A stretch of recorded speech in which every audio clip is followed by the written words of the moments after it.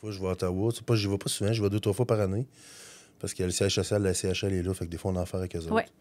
Des fois, quand je vais à Ottawa, tu sais, je voyais Poilievre, je voyais l'autre, j'ai vu Justin, tu sais. Moi, ma job, là, c'est d'essayer d'expliquer aux politiciens, d'essayer de faire comprendre aux politiciens c'est quoi les leviers qu'ils ont. Puis les leviers, que ce soit au niveau de la politique municipale, provinciale ou fédérale, les leviers sont complètement différents. Le municipal, il y a un cadre réglementaire de zonage puis d'obtention de permis que tu peux couper les délais. Le provincial, c'est eux autres qui mettent les lois et les règlements dans la province de Québec qui fait que les municipalités ont de la difficulté à aller vite. Il y a trop de lois, il y a trop de règlements, il y a trop d'étapes. Fait que la municipalité, il faut qu'elle dégadine, mais le gouvernement provincial, il faut qu'il mette des lois en place pour les aider à dégadiner. Puis le gouvernement fédéral, lui, c'est beaucoup par rapport à l'argent, le financement, les règles dans le domaine bancaire. Les règles dans le domaine bancaire qui font que l'argent est de plus en plus difficile, de plus en plus rare à aller chercher sur le marché. Puis concrètement, ça serait quoi au niveau fédéral? Mettons, tu disais justement les règles financières. Mettons, un exemple concret, ce serait quoi, par exemple? Bien, un exemple concret, par exemple, c'est que... Mais tu sais, c'est vraiment technique, là. Suite à la crise des papiers commerciaux qu'il y a eu dans les années 2008-2009, le système bancaire des gros pays industrialisés, que le Canada est là-dedans, se réunit à chaque plusieurs années dans une ville qui s'appelle Bâle. Fait que là, tu as les accords de Bâle 1, 2, 3 en Europe. Puis ils déterminent des façons de faire qui vont protéger la stabilité puis la résilience du système financier en cas de crise. Pour pas que si un pays tombe, il fasse tomber tous les autres pays comme un domino parce que les pays et les banques centrales se prêtent de l'argent à eux autres, OK? Ouais. Fait que ça, c'est correct. Mais ça a un impact directement de toujours demander aux banques d'être toujours de plus en plus fortes et résilientes, donc de toujours être de plus en plus capitalisées. Donc, si je dois me capitaliser toujours de plus en plus, donc pour que tout le monde comprenne bien, si je dois m'organiser pour avoir de plus en plus d'argent en encaisse, mais j'en ai de moins en moins à prêter. Fait que là, je choisis mes groupes avec qui je travaille, comme par exemple Trudel. Puis là, je travaille avec Trudel, OK? Sauf qu'à un moment donné, il détermine des limites stratégiques. Donc, une banque va se déterminer une limite stratégique qu'au-delà de tel montant d'argent, elle ne veut plus prêter aux joueurs. Pas parce que ses affaires vont mal, ça va super bien. Il faut qu'elle se protège. Il faut qu'elle se protège en cas de crise pour pas être trop engagée avec le même joueur, avec le même groupe. Puis les limites stratégiques, ça, c'est une des choses que j'explique aux policiers fédéraux. Les limites stratégiques, depuis plusieurs années, n'ont pas été revues. Donc, sont trop basses maintenant. Une limite stratégique d'un groupe comme nous autres pour une des 6 grandes banques à charte fédérale, là, ça, c'est réglementé par le surintendant des institutions financières à Ottawa. Ça relève directement du gouvernement fédéral. Va être typiquement aux alentours de 250 millions. OK? Mais tu sais, avant, les projets coûtaient 40 millions, 50 millions, 75 millions. Fait que là, quand tu avais une limite de 250 millions, tu pouvais faire 4, 5, 6 projets. Puis après ça, tu allais voir une autre banque. Puis après ça, une autre banque. Puis là, tu divisais tes projets selon les banques. Puis c'était bien, ça marchait. Mais là, 250, c'est genre le budget de l'îlot d'Olchester. Ben, c'est ça. Un seul Tu sais, c'est projet. qu'aujourd'hui, tu le sais, on a fait le lancement de Fleur de Lys ensemble, Ouais. Joanie, tu sais, Ouais. en juin 2023. La première phase à Fleur de Lys, qui s'appelle le 21 mars, parce que c'est le 21 mars 1963 que des gens ont habité Fleur de Lys, que Fleur de Lys a ouvert pour la première fois. Donc, c'est le 21 mars 2025, il y a quelques semaines à peine, que les gens habitent à Fleur de Lys. Wow. OK? Mais tu sais, le 21 mars, c'est un immeuble de 10 immeubles à Fleur de Lys, puis cet immeuble-là coûte 225 millions. Fait qu'un immeuble peut consommer une limite stratégique de banque, puis tu en as 10 à faire sur un projet, puis on a 4 projets en même temps. Donc, il faut revoir un peu ces histoires-là de limites stratégiques, d'autant plus que quand les immeubles sont assurés par la SCHL, donc le prêt est assuré par la SCHL, donc la banque encourt très, très peu de risques, mais c'est qu'il devrait y avoir un traitement dans les livres de la banque différent de ce type de prêt-là qui est assuré par la SCHL, parce qu'il ne représente pas du tout le même risque que dans le manufacturier, que c'est pas assuré ou des choses comme ça. Mais tu sais, ça, c'est de la haute finance, c'est très technique. Il n'y a pas beaucoup de gens qui maîtrisent ces chiffres-là, ces concepts-là. Moi, j'ai fini par l'apprendre, on va dire, sous le tas, parce que j'étais un entrepreneur de première génération, puis j'ai pas été formé là-dedans. Puis nos parents, Joanne et Alain, qui restent encore dans la même petite maison familiale à Beauport, c'est des super personnes, mais tu sais, notre père policier, notre mère enseignante à la petite école au coin de la rue, en face de la maison, on a manqué de rien, on a eu une bonne éducation. mais j'ai pas eu une éducation financière. Je l'ai appris au fil du temps. Fait que là, aujourd'hui, je suis en mesure de expliquer ça à des décideurs, puis expliquer à des gens quels sont les leviers que le gouvernement fédéral pourrait avoir, de simplifier le financement, puis de simplifier les réglementations bancaires pour en arriver qu'on soit capable de faire des projets qui sont de plus en plus gros parce que les gens ont besoin de logement. Puis si tu veux résoudre la crise du logement, ça te prend de la vélocité. Tu ne pourras pas le faire à coup de 6 puis 12 logements. Là, ça finira jamais de finir. Là. Fait que tu sais, c'est des choses comme ça qui fait que des fois, un politicien fédéral va venir à Québec, va venir me voir, puis on discute ensemble pendant une demi-heure, 3/4 d'heure. Mais souvent, la discussion va tourner autour de choses comme je viens de t'expliquer. Sens-tu que tu as un impact quand tu jases avec ces hommes-là, ces femmes-là? Ça finit que tu as un impact à long terme. Ça finit que tu as un impact au niveau macro. Mais oui, il y a des impacts. C'est comme ça fait plusieurs années qu'on disait au gouvernement provincial, vous devriez alléger votre réglementation puis donner des outils aux municipalités pour que les municipalités puissent aller de l'avant plus rapidement dans les changements de zonage. Puis ça a été fait avec la loi 31 puis la loi 16, ça a été fait dernièrement. Donc, le gouvernement provincial a mis des nouvelles lois en place qui donnent un outil aux municipalités pour que la municipalité est capable d'aller plus vite dans un projet. Mais tu sais, c'est des choses qui prennent du temps. Puis ça, des fois, c'est dur dans mon travail parce que, tu sais, nous autres, on a l'habitude que les choses se règlent immédiatement et sans délai. Quand tu es un chef d'entreprise privée, c'est tout de suite, il y a un problème, c'est quoi? La solution, on l'applique, puis on avance, puis on passe à d'autres choses. Puis des problèmes, il y en a 2000 par jour, puis on en règle 2001, puis on recommence la journée le lendemain. Mais là, avec les gouvernements, c'est pas comme ça. Faut que tu travailles différemment. Fait que ça a été un apprentissage pour moi d'être plus zen. Dans le processus. Est-ce que c'est, pour ainsi dire, que la politique et tout la lourdeur du système qui vient avec ne pourrait pas t'intéresser un jour? Ben, je me le fais souvent demander. C'est ça que je te le pose. C'est correct de poser la question. Tu sais, d'un autre côté, les gens demandent à des personnes comme moi qui ont connu un certain succès en affaires d'aller en politique, probablement pour les aptitudes de résolution de problèmes, puis d'innovation, puis de penser en dehors de la boîte, puis de vouloir que les choses marchent. Mais après ça, tu n'as même pas commencé à aller en politique, que tout le monde se met à vouloir savoir, puis je comprends pourquoi, mais ça ne veut pas dire que ça me tente, là. Ben, t'es ami avec qui? Puis, t'as-tu une conjointe dans ta vie, puis c'est qui? Puis, combien tu vaux? Puis, c'est quoi ta voiture? Puis, il me semble que tu prends souvent des... quand tu vas en voyage, il me semble que tu vas dans des belles places, ça doit coûter cher. Ben oui, mais là, vous me demandez d'aller en politique, parce qu'avec 1500 $, j'ai créé une entreprise qui est en train d'être valorisée en milliards. C'est pour ça que vous me demandez d'y aller. Sinon, personne ne me demanderait d'y aller. Les gens ne me connaisseraient pas. Puis si je fais ça, la première affaire, c'est de regarder que, ben là, il y a plus d'argent que nous autres. Il va être capable de nous représenter comme il faut. Ben là, demandez-moi pas si vous ne voulez pas vivre avec le fait que si un entrepreneur de première génération qui a bâti des entreprises a fait une bonne job, s'il a fait une bonne job, il est supposé d'avoir réussi financièrement. Ça va ensemble? Oui. Si tu n'as pas réussi financièrement, tu n'as pas fait une bonne job de chef d'entreprise. Fait que là, si ça arrive, là, la première affaire, c'est qu'on l'a vu encore dans les dernières semaines, que j'ai quelqu'un que je connais, que j'avais une relation d'affaires avec tout à fait honnête, legit et correct. C'est Sam Hamad. Sam Hamad, qui se présente à la mairie de Québec. J'ai rien à voir dans cette histoire-là, ni de près ni de loin. Mais là, c'est des histoires que là, Sam Hamad et Trudel, ils se connaissent, c'est des amis. Là, les politiciens commencent à faire de la petite politique. Là, j'appelle ça de la petite politique. Tu sais, quand tu fais du surf, il y a une vague. Ouais. Quand la vague casse, il y en a qui embarquent à la fin de la vague pour essayer de se faire un peu de surf.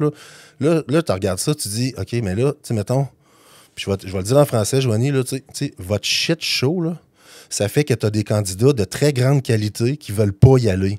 Puis j'en connais des chefs d'entreprise puis des femmes d'affaires de super qualité. Puis quand on se parle en privé ensemble, ils me disent toutes les mêmes affaires. Ma vie est déjà assez compliquée avec mes entreprises.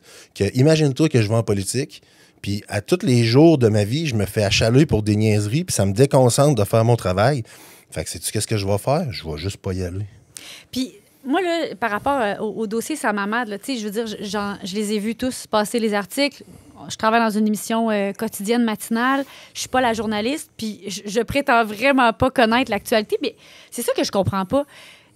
Qu'est-ce que ça fait que tu connaisses Sam Hamad, mettons? C'est quoi que ça fait? C'est quoi que ça pourrait faire, mettons?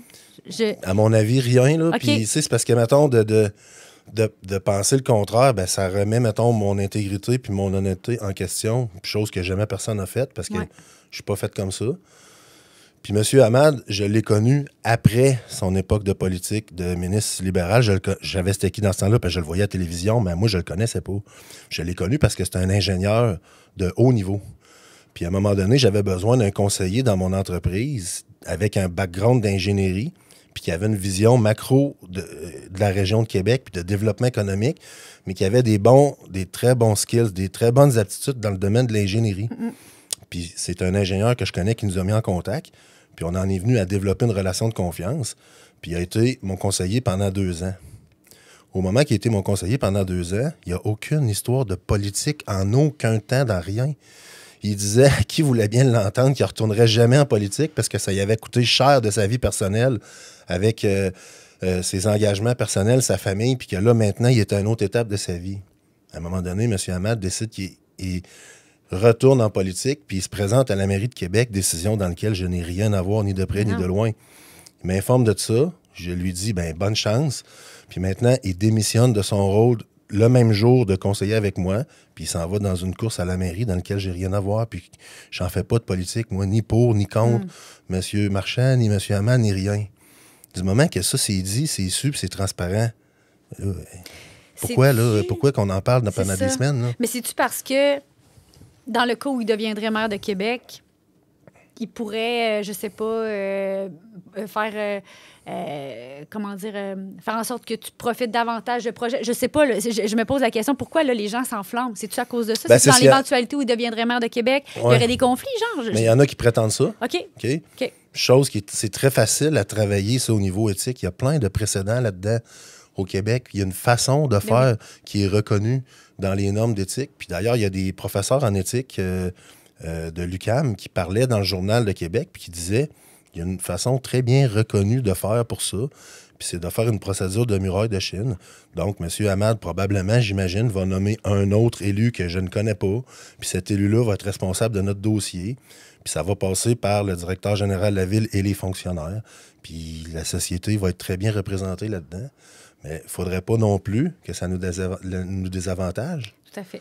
Puis qu'il n'y a plus rien de nos projets qui avancent, parce qu'il y a, nous, des changements de zonage, puis des projets à la Ville de Québec, que ce soit Sam Hamad, Bruno Marchand ou Mickey Mouse qui est maire. On en a à tous les jours de notre vie de ça, nous autres.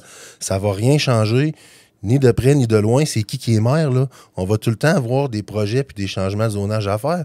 Notre business, c'est d'acheter des sites dévitalisés, qui sont principalement des anciens centres d'achat qui manquent d'amour, on va le dire comme ça, et plus, ou des anciens stationnements commerciaux, et d'en refaire des quartiers résidentiels connectés à la ville et d'en refaire des milieux que les gens peuvent vivre. Ça demande des milliers d'adaptations réglementaires puis de changements de zonage tout le temps.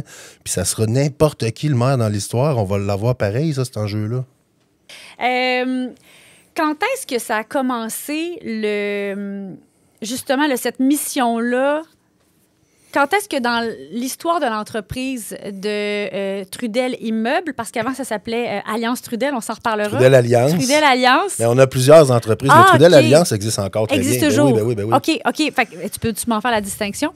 Oui, c'est qu'on a plusieurs entreprises maintenant. Fait que selon la mission de l'entreprise, qui ne sont pas tout le temps la même, c'est pas très original, là. Je me suis pas cassé la tête. Ça s'appelle tout le temps Trudel quelque chose. Correct. Là, on sait à qui on a affaire. C'est ça. Fait que c'est clair de même. Fait que là, mettons, Trudel Alliance, qui existe encore très bien aujourd'hui, c'est tous nos immeubles qui sont stabilisés. Donc, c'est des immeubles qui n'ont pas besoin de développement. Donc, il y a plein d'immeubles de Trudel Alliance que les gens connaissent à Québec puis au Québec. Ils ne savent pas nécessairement que c'est nous autres qui sommes propriétaires de ça, mais qui vont dans les immeubles. Il y a des épiceries là-dedans, il y a des banques, il y a des restaurants, il y a des gyms, il y a toutes sortes de trucs. On a beaucoup d'immeubles industriels aussi dans les parcs industriels. Fait que ça, c'est Trudel Alliance, les immeubles stabilisés. On a Trudel Immeubles. Trudel Immeubles, c'est notre division de gestion immobilière. Donc, Trudel Immeubles a beaucoup d'employés dans Trudel Immeubles, plus de 150 employés dans Trudel Immeubles. Puis, il va gérer les immeubles de Trudel Alliance entre autres. Puis on a Trudel Innovation. Trudel Innovation, qui est notre division développement. Donc, dans Trudel Innovation, ce sont nos 4 gros projets de développement. Galerie Charlebourg, Place des Quatre-Bourgeois, Place Fleur-de-Lys, puis Îlot Dorchester. Donc, ces 4-là, c'est une façon complètement différente de travailler ces actifs immobiliers-là. C'est du développement immobilier sur plusieurs années. Donc, on a créé une division spécialisée pour ça, qui est Trudel Innovation. Puis après ça, on a les entreprises connexes, comme par exemple Trudel Construction. Bien, Trudel Construction, son nom le dit, construit les immeubles de Trudel Innovation qui sont en développement. On a Trudel Service de sécurité. Bien, c'est qu'on était rendu avec tellement de besoins en agence de sécurité qu'on s'est créé notre propre agence de sécurité. Puis aujourd'hui, dans notre agence de sécurité, on a 62 du chiffre d'affaires qui est de l'externe. C'est nous, si les gens vont magasiner aux Galeries de la Capitale, vous allez voir les agents de Trudel Sécurité 24 heures sur 24 aux Galeries de la Capitale avec l'uniforme de Trudel. Wow. Donc maintenant, on fait les Galeries de la Capitale, on fait les parcs de la Ville de Québec, on fait municipalité de Lévis, des trucs comme ça.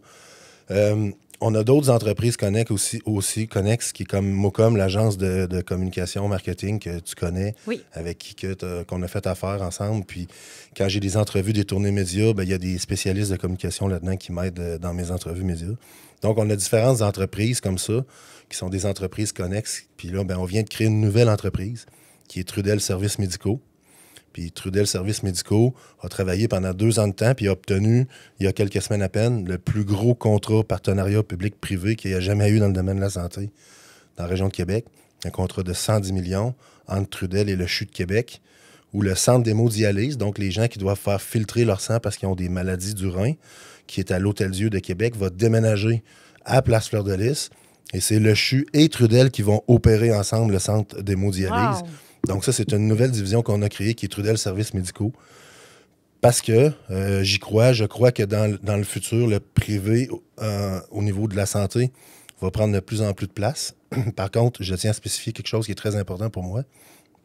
Il ne faut pas mélanger l'accessibilité universelle gratuite pour les gens et qui va donner la prestation de service.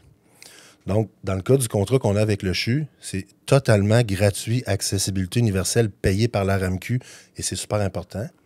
C'est les médecins spécialisés et les infirmières spécialisées du CHU qui vont donner le soin aux patients, mais tout le reste qui est non médicalement stratégique, la construction, la sécurité, le ménage, la réception, les contrats de nettoyage, de jaquettes, de draps, tous des trucs comme ça, c'est Trudel qui s'en occupe, c'est le privé qui s'en occupe, parce qu'on est plus agile, puis on réussit souvent à obtenir des meilleurs prix que le service public. Fait qu'il y a comme une alliance entre privé et public, mais le soin est totalement gratuit, accessibilité universelle par la RAMQ, et ça l'a démontré dans ce cas-là, des économies d'échelle de façon très importante quand on regarde le coût par traitement versus les comparables qu'on a au Québec.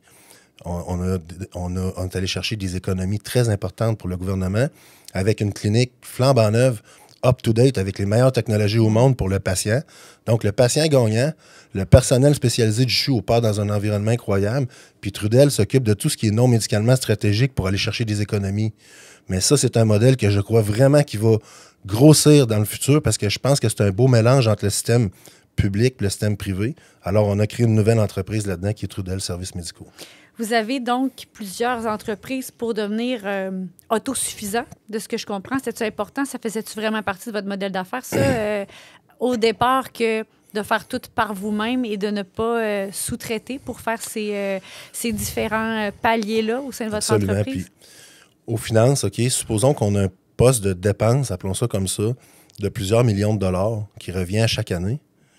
On va commencer à regarder c'est quoi ça, puis est-ce qu'on pourrait le faire nous-mêmes? Puis si on le fait nous-mêmes, est-ce qu'on va le faire à meilleur prix? Est-ce qu'on va le faire à meilleur délai? Puis est-ce qu'on va le faire à meilleure qualité? Puis qu'est-ce que ça implique comme enjeu puis comme défi? Il y a des fois que la réponse est évidente, comme dans Trudel Construction. Mais tu sais, c'est des centaines de millions de dollars par année qu'on donne en construction. Fait qu'on s'est fait, il y a plusieurs années déjà, notre propre division de construction spécialisée. Puis on se donne les contrats à nous-mêmes. Ça nous coûte beaucoup moins cher, c'est moins long. Et on a un bénéfice. Puis comment moins cher, mettons? C'est quoi ce que vous économisez par rapport à l'optique de le faire sous-traiter, mettons? Mais c'est parce que, vu que notre processus décisionnel est beaucoup plus facile, on est en mesure bien souvent de construire plusieurs mois plus vite sur un immeuble. Puis, tu sais, mettons, comme on parlait tantôt à Fleur-de-Lys, un immeuble de 225 millions, si tu réussis à la faire 3-4 mois plus vite, c'est beaucoup, beaucoup, beaucoup, beaucoup d'argent. Ben oui. En frais financiers, en frais bancaires, puis en revenus qui arrivent plus vite. L'écart, le delta entre les deux. Puis si tu reproduis ça sur 15, 20, 25 immeubles en développement, c'est énorme. Qu'est-ce que ça nous donne comme bénéfice? Il y a d'autres fois qu'on analyse une situation puis qu'on en vient à la conclusion que non, un sous-traitant est meilleur que nous autres là-dedans. Je vais donner un exemple très simple, le déneigement. Mais le déneigement chez Trudel, ça coûte plusieurs millions par année. Puis ça va coûter plusieurs millions à chaque année de notre vie jusqu'à temps que je sois dans une boîte parce qu'il va neiger. C'est clair. Fait que là, ben, si je suis ma logique que je viens de t'expliquer, ben, Trudel va se partir d'une compagnie de déneigement. Ce qui est non, on ne fera pas ça. Parce que ça prend... Vous l'avez évalué? Bien, on l'a très bien évalué. Puis là, ça te prend une flotte de camions, ça te prend des mécaniciens de machinerie lourde. Les camions brisent à 3-4 heures du matin. Fait que là, il faut que tu ailles beaucoup de camions pour être certain que les immeubles sont prêts à rouvrir le lendemain matin. On est à différents endroits de la région, puis on est à différents endroits géographiques, Rive-Nord, Rive-Sud, la Beauce. Fait que là, il faut que tu aies des équipes de camions réparties partout. Là, on en est venu à la conclusion que ça ne sera jamais rentable pour nous autres de faire ça. Puis ça va être tellement compliqué puis spécialisé qu'on est bien mieux d'avoir des bons sous-traitants avec qui on fait affaire puis qu'on développe une relation de confiance. Fait qu'on ne se partira jamais de compagnie de déneigement. Puis jusqu'à présent, ce modèle d'affaires-là que de faire beaucoup, beaucoup, beaucoup à l'interne, ça rend honneur à votre plan stratégique? Très bon, ça va très bien. Ouais. Ça va très bien. Ça nous aide beaucoup à coordonner notre croissance aussi comme il faut. Parce que, tu sais, mettons, tu contrôles beaucoup d'étapes de ta recette. Ben oui. Fait que bien Pour souvent... les délais de livraison aussi, j'imagine. Là, on parlait du 21 mars. J'imagine que votre objectif, c'était que le 21 mars, tout le monde habite dans ces unités. Absolument. Ben là, je vous entendais dire, il quelques semaines en entrevue, qu'un mois d'avance, le ménage était déjà fait dans les unités. Fait que c'est ça, là, vous aviez de l'avance. On avait de l'avance. Puis, tu sais, mettons, je disais souvent à blague, l'immeuble s'appelle le 21 mars. Fait que, tu sais, on peut pas la livrer le 22.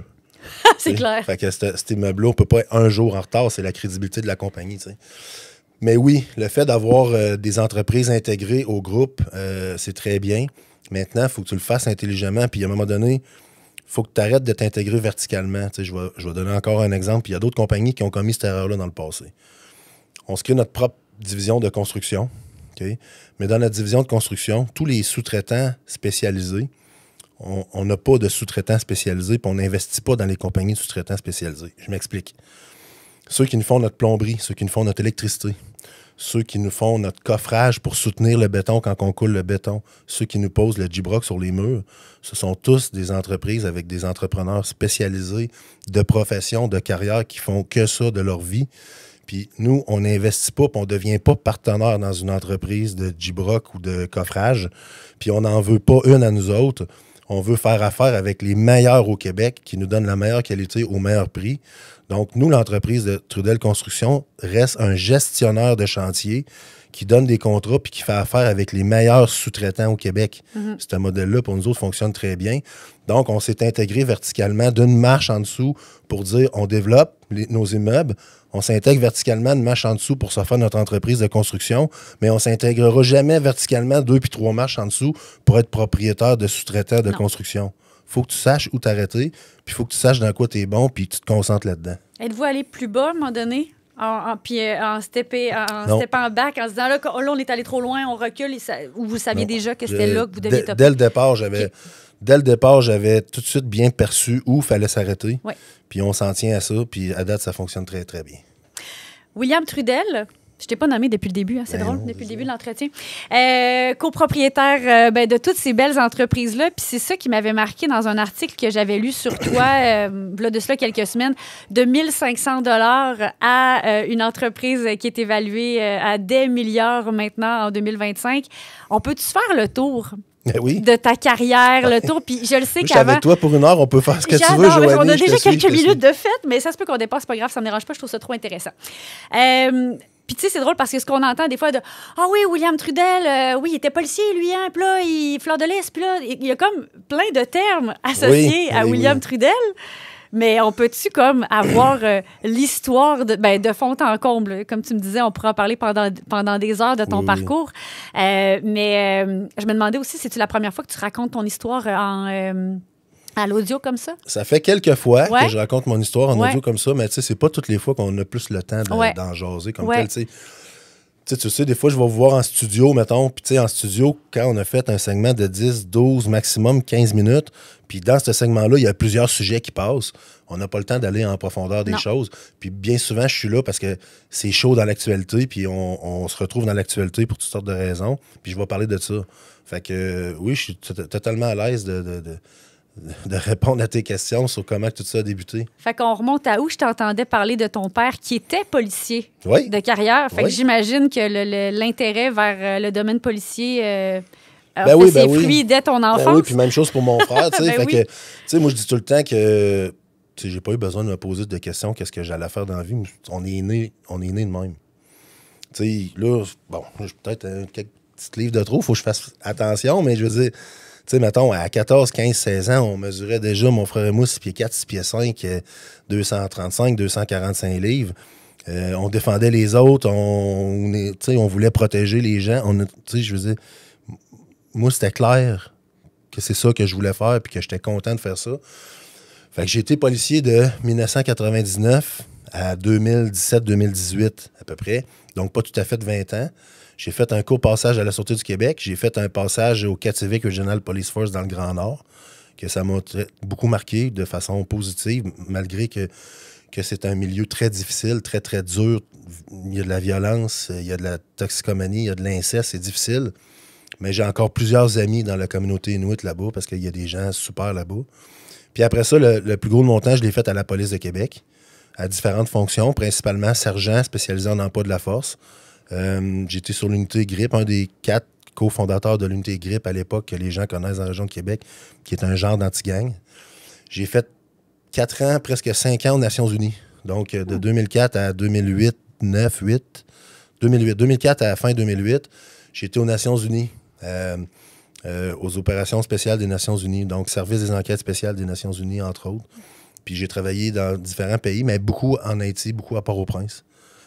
Donc ça, j'ai vraiment beaucoup aimé ça. J'ai appris plein de choses. J'ai appris la survie. J'ai appris c'était quoi la misère humaine. J'ai vu beaucoup de gens mourir de causes naturelles, de causes pas naturelles. J'ai travaillé à quelques reprises sur des dossiers avec l'anti-kidnapping à Port-au-Prince parce que j'ai développé une capacité de bien comprendre les Haïtiens puis de parler créole quand même bien. Aujourd'hui, c'est drôle parce que quand je prends un taxi, mettons, à Montréal, puis que je regarde sur le permis de taxi, puis je vois que c'est un nom haïtien, puis là, je me mets à parler au chauffeur en créole. Il arrête à la lumière rouge. Il fait le saut. Mes amis, t'es un de nos frères, puis là, on jase, puis là, on jase, il vient de quelle ville? Mais là, j'ai tellement tout fait les villes en Haïti que, mettons, il me dit, moi, je viens de Cap-Haïtien. Puis là, je dis, quel secteur Cap-Haïtien? Puis là, il dit, ben, Haut-du-Cap. Ah ouais, Haut-du-Cap, après ou avant Barrière-Bouteille? Là, il y a une même dans le taxi, fait comme, c'est quoi ça? Le touriste que je viens de ramasser à l'hôtel, c'est quoi ça? Ça, c'est drôle, là. Ça, c'est rigolo, c'est le fun, là. Fait que c'est ça, ça a été ça mon parcours là-dedans. As-tu, tu sais, je veux pas faire ben, peut-être que ça a un lien aussi là, avec, tu sais, le côté militaire, mais là, tu parles de tous les côtés négatifs que tu as vécu, que tu as vu aussi. Est-ce que tu as eu un certain PTSD à un moment donné en revenant? As-tu été traumatisé à certains moments dans cette carrière-là? Non. Non? Zéro? Non, j'ai pas développé ça, moi, puis ben, tant mieux, je sais pas pourquoi. Je sais pas pourquoi. Tu sais, je sais pas pourquoi. Peut-être qu'à un autre moment de ma vie, j'aurais développé quelque chose. J'étais dans une période de ma vie, moi, où j'ai aimé ce travail-là en mission. J'ai voulu le faire, j'en ai rêvé de ça. Puis il est arrivé des choses désagréables. Là. Tu sais, mon premier partenaire qui vient d'un pays membre de l'OTAN que je nommerai pas s'est suicidé quand il était en congé à la maison. Il n'est jamais revenu. Le deuxième que je peux nommer, Marc Bourque, le Canadien, il s'est fait tuer à Port-au-Prince. Le troisième membre du pays de l'OTAN, des forces spéciales, que je nommerai pas, s'est fait tirer d'une chambre d'hôtel à côté d'où j'étais. Il a été blessé à vie. Il n'est jamais revenu. Tu sais, il est arrivé des choses plates là-dedans. J'ai beaucoup de souvenirs. J'ai beaucoup de souvenirs qui m'accompagnent. Mais les souvenirs qui m'accompagnent sont là, mais sont pas dérangeants. Ils sont pas dérangeants. Tu sais, ça va m'arriver des fois d'avoir un flash qui passe de un cadavre ou un corps la tête coupée ou un cadavre brûlé, des choses comme ça. Un cadavre avec le cœur arraché. Tu sais, j'ai vu plein d'affaires. Fait que là, des fois, il va arriver quelque chose dans la vie ou whatever quoi. Puis là, j'ai ce flash-là qui me passe dans la tête. Mais c'est pas dérangeant. Okay. Ça me provoque pas une émotion négative. Ça provoque pas que je capote. Ça provoque pas que j'ai de la misère à dormir. Tu sais, c'est là, ça m'habite, c'est correct que ça m'habite. Je retire beaucoup plus de positifs que de négatifs. Je retire des grandes amitiés avec des Haïtiens. Je retire des grandes amitiés avec des policiers africains, des gens de tous les pays au monde. Fait que ça, je retire beaucoup plus de positifs que ça. Puis les choses désagréables que j'ai vues sont là, ils m'accompagnent. Je ne vais pas faire semblant qu'ils ne sont pas là, puis je ne vais pas essayer de les chasser. Ils sont juste là, ils m'accompagnent dans la vie. Puis c'est pas grave, c'est correct. Ça me fascine, tu sais, de voir à quel point que, tu sais, 2-3 personnes peuvent vivre exactement le même événement, mais vont réagir différemment des années plus tard ou même dans l'immédiat. Moi, c'est quelque chose qui me fascine immédiatement. On n'est tellement pas fait de la même façon. Hein? Puis pour toutes sortes de raisons, puis peut-être qu'un jour, il me serait arrivé quelque chose, puis j'aurais vraiment mal réagi à ça. Puis pourquoi? Parce que c'était comme ça dans ma vie à ce moment-là, pour plein de raisons. Tu sais, il faut puis des gens qui ont des syndromes de stress post-traumatique, des anciens des forces, on en a plusieurs qui travaillent avec nous autres dans l'entreprise. On a une section spécialisée dans l'entreprise avec des gens qui ont cette condition-là, puis on gère cette section-là de façon complètement différente. Donc, beaucoup sur l'objectif du résultat versus la tâche. Pas des horaires stricts, pas des horaires encadrants. C'est plutôt compréhensif selon comment que les gars, les filles filent à ce moment-là de leur vie. Puis on va leur donner des objectifs à atteindre dans quelques semaines. Puis on va les laisser entre eux se faire leur propre horaire selon qui va mieux puis qui va moins bien de ce temps-là. Puis ça donne des très bons résultats. On appelle ça de November Team pour le mois de novembre. Ça donne des très bons résultats dans l'entreprise. Mais tu sais, je suis très sensible à ça parce que ça aurait très bien pu m'arriver, puis j'ai des amis qui c'est arrivé. Donc, je comprends bien cette réalité-là. Je comprends bien comment ces gars-là ces filles-là pensent, puis comme employeur, on est capable de s'adapter à ça parce que je comprends leur réalité. Ça faisait partie de ta volonté d'intégrer des gens qui ont vécu une situation post-traumatique au sein de chez Trudel? Ben oui, ça faisait partie de ma volonté. On était aussi la première entreprise pratiquement au Québec, puis assurément dans la grande région de Québec, à mettre dans toutes nos propriétés des stationnements pour vétérans. Donc, on a les stationnements pour handicapés, on a les stationnements pour familles, puis on a les stationnements pour vétérans proches de nos entrées de propriétés commerciales. Donc, on est très impliqués aussi à ce niveau-là, puis c'est tout à fait naturel pour moi de faire ça. Donc, tu as été de passage aux Nations Unies. Puis là, il faut faire le fil de l'histoire parce qu'on fait plein de parenthèses ultra pertinentes. Mais moi, ma job, c'est de ramener la chronologie des événements. À la suite de tes différentes missions à l'ONU, est-ce que c'est... Non, on n'avait pas fini ta carrière encore de policier. Bien, après ça, je suis revenu au service de police de la Ville de Québec en 2008 et puis j'ai continué jusqu'en 2017 au grade de sergent spécialisé en emploi de la force ici au centre-ville. Donc, je patrouillais, je dirigeais avec d'autres sergents puis un lieutenant une équipe de travail de 50-70 policiers et policières. J'ai beaucoup aimé ce travail-là. J'ai adoré ce travail-là jusqu'à la toute dernière journée. Puis quand j'ai décidé de prendre, entre guillemets, une fausse retraite, là, parce que j'étais trop jeune en 2017-2018, je l'ai fait en pleine connaissance de cause. Je l'ai fait dans un moment où ça allait bien dans ma carrière. Puis mon équipe allait bien. Puis je suis sorti par la grande porte parce que j'ai décidé à ce moment-là que j'allais passer le reste de ma vie à faire grossir mes entreprises que j'avais déjà, que j'avais fondées quand j'étais en technique policière. Puis c'était même pas une entreprise, c'était un petit 3,5 à Montagne-des-Roches, que j'avais trouvé ça sur le canal 11, parce que dans ce temps-là, Internet, c'était pas fort. Puis il n'y avait pas du proprio, puis il n'y avait pas les packs, puis il n'y avait pas Centris, puis il y avait... Fait qu'on écoutait ça à TV au Canal 11, puis 15 minutes de temps, ils vendaient des chars, puis 15 minutes de temps, ils vendaient des maisons puis des condos. Wow! Fait que là, j'avais vu le condo, puis j'ai acheté ça 31 000 $. Puis, à Côte-des-Roches. À Montagne-des-Roches, tout près dans le nord de Beauport, Charlebourg. Oui. Là. Puis sur la rue Aigues-Marines, ça existe encore, cet immeuble-là, aujourd'hui, que j'allais revendu l'année d'après. Puis j'ai fait un profit de 17 000 $. T'as peu combien tu l'as payé? 31 000. 31 000, tu as fait un profit de 17 000 Je l'ai rénové par moi-même. Oui. Puis je l'ai revendu 48, 49. Puis là, j'ai fait un profit de 16-17 000. Puis j'ai pris cet argent-là pour acheter un 3 logements proche de chez mes parents à Beauport. Puis je suis allé rester dans le sous-sol du 3 logements. Puis j'ai rénové le 3 logements moi-même. Puis 2 ans après, j'ai réemprunté 50 000 $ sur le 3 logements. Puis là, le 50 000 $, j'ai acheté un 4 logements flambant neufs à Val-Bélair sur le Golfe.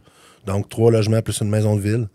Puis je l'ai gardé plusieurs années. Puis je l'ai revendu avec un profit de 100 000 $. Puis là, avec ça, j'ai acheté des 6 logements, des 8, des 12. À un moment donné, des entrepôts commerciaux. Puis là, après ça, je suis parti aux Nations Unies en 2004. C'est à ce moment-là que mon frère Jonathan s'est beaucoup plus joint avec moi. Mon frère, il a été 15 ans, lui, comme policier à Québec. Il était sur l'escouade grippe, lui aussi. Puis lui aussi, il a terminé au grade de sergent. Donc, il s'est joint avec moi quand j'étais plutôt à l'extérieur. Puis moi, je faisais des 60 ou des 90 jours en mission. Puis je revenais pour un congé de 15 jours. Puis là, pendant mon 15 jours, ben, je me dépêchais, puis je rénovais les affaires, puis j'avais des outils dans ma vieille voiture, puis je faisais la comptabilité dans des cahiers Canada, puis je louais les logements moi-même, puis les locataires m'appelaient, puis je m'en occupais. Puis encore aujourd'hui, il m'en reste un de ces immeubles-là résidentiels. Puis c'est tous les mêmes monsieur et les mêmes madames quasiment qui sont dedans depuis toujours. Puis eux autres sont contents parce qu'ils disaient à tout le monde, hey, je l'ai connu. Au début, c'est lui qui venait dans la cuisine, puis on signait les affaires ensemble. Tu sais. Fait que quand j'ai décidé de revenir des Nations Unies, je suis revenu par choix. Oui. Parce qu'à ce moment-là, on m'avait offert d'avoir une promotion pour aller en Irak. Puis j'ai vraiment pensé, là, j'ai pas bien dormi pendant plusieurs semaines. Parce que soit que je revenais ici à la police de Québec puis que je poursuivais ma vie puis ma carrière ici au Québec, ou soit que je m'en allais en Irak. Quelque chose qui me tentait parce que c'était une mission qui était motivante. C'est pour nous autres, ça a l'air bizarre là, de dire que c'était le fun d'aller en Irak, mais quand tu es dans ce milieu-là, c'est comme, mettons, un neurochirurgien, ben, il n'est pas content que les gens se blessent et sont malades, mais il est content de les opérer pour améliorer leur qualité de vie. Oui. Puis s'il étudie en neurochirurgie, ben, c'est pour opérer du monde. Puis s'il n'y a personne à opérer, ben, il n'est pas heureux. C'est la même chose quand tu travailles aux opérations spéciales des Nations Unies. Tu vas aller tout le temps dans les places les plus dangereuses pour essayer d'améliorer la situation. Fait que quand je suis revenu en 2008, c'est là que j'ai dit à mon frère, j'ai dit, écoute, là, on va incorporer, parce qu'à ce moment-là, c'était tout à mon nom personnel. Là, on va incorporer une vraie compagnie. Plus juste le 1500, là, c'était toute ta mise de fonds, oui. Ton condo de 31 000. Oui. C'est ça, le 1500. OK. Il y avait ce détail-là là, qui me titillait. Je voulais qu'on le règle. OK. C'est en plein ça. Puis, oui. Puis, il y avait un programme dans ce temps-là de la Banque Laurentienne, je me rappellerai toujours. Puis, la Banque Laurentienne augmentait ton taux d'intérêt de 1 %, mais il te donnait une ristourne chez le notaire. Fait qu'avec le 2-3 000 $ de ristourne de la Banque Laurentienne, plus mon 1 500, ça a fait la mise de fonds pour acheter le condo, tu sais. Fait que... Quand je suis revenu, 2008, des Nations Unies, c'est là que j'ai dit à mon frère, OK, là, on va incorporer une vraie compagnie. Fait que là, pour la première fois, on incorpore Trudel, qui existe encore aujourd'hui sous le nom de Trudel Corporation. Donc, Trudel Corporation, qui regroupe nos entités, c'est une compagnie, ça, que j'ai incorporée, je pense, au début de l'année 2009. Puis à ce moment-là, ton parc immobilier, ça ressemblait à quoi? À ce moment-là, notre parc immobilier, là, c'était beaucoup des logements résidentiels puis des entrepôts qu'on avait achetés et qu'on avait rénovés. Puis, on les a presque tous vendus à ce moment-là. Fait qu'on a vendu presque tous ces actifs-là. Ça l'a fait quand même un assez bon montant d'argent, qu'on a pu prendre le montant d'argent. Donc, j'ai pris le montant d'argent, je l'ai mis dans Trudel Corporation.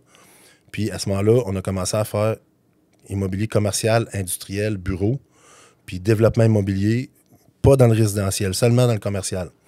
Ça a fait de 2008 jusqu'à 2017-2018 à peu près, où il y a eu un autre gros virage dans l'entreprise.